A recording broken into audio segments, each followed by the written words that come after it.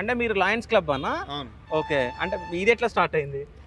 ఇది యాక్చువల్లీ మేము దీనికన్నా ముందు సింగరేణి యోగాలలో నేను యాక్టివ్ మెంబర్ని ఓకే. ఉన్నాను. అప్పుడు ఉన్నప్పుడు మా వైఫ్ ఏమో మా డాక్టర్ శ్రేణ, మా వైఫ్ న్యాచురోపతి డాక్టరు. ఇంతకు ముందుకు బ్రదర్ చెప్పినట్టు.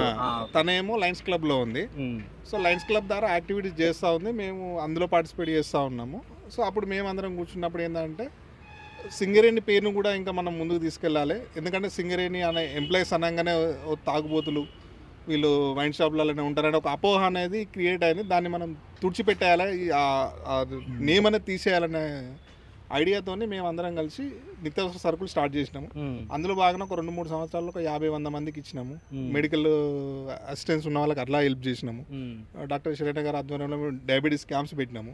అంటే ఎంప్లాయీస్కి పెట్టలేదు, అందులో మాతో తోటి కాంట్రాక్ట్ వాళ్ళకి ఇట్లా పెట్టినాము.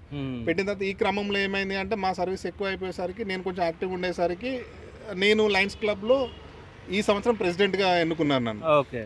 అంటే అదంతా యువల్గన్ టీంలో చేసే కార్యక్రమాలను చూసి నన్ను లయన్స్ క్లబ్ ప్రెసిడెంట్గా కూడా ఎన్నుకున్నారు.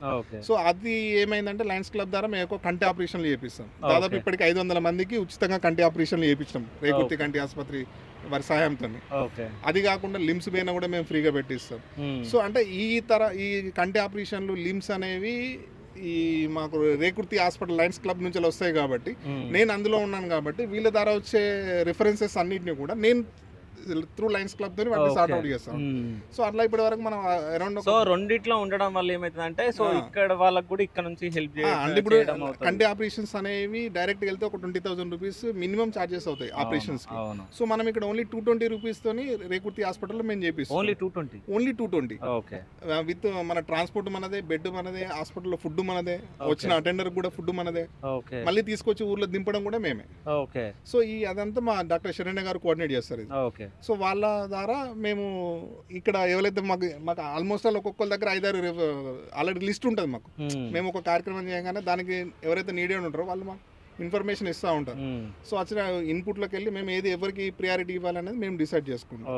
సో అట్లా నేను నా దగ్గరకు వచ్చేసరికి ఏంటంటే ఈ మెడికల్ అసిస్టెంట్కి సంబంధించిన అన్ని నేను చూసుకుంటా ఉంటాను. సో గ్రాసరీస్ అంతా ఒక్కరు చూసుకుంటా ఉంటాం. సో అలా ఒక్కొక్కరు ఇప్పుడు యూనియన్ సంబంధించిన వస్తే కుమార్ అన్న చూసుకుంటాడు. అంటే మాకు ఎంప్లాయీస్ సంబంధించిన సో అంటే ఒక్కొక్క పనిని పంచుకున్నారు. ఒక్కొక్క దాంట్లో ఒక్కొక్క దాంట్లో ఎక్స్పర్ట్ ఉన్నారు.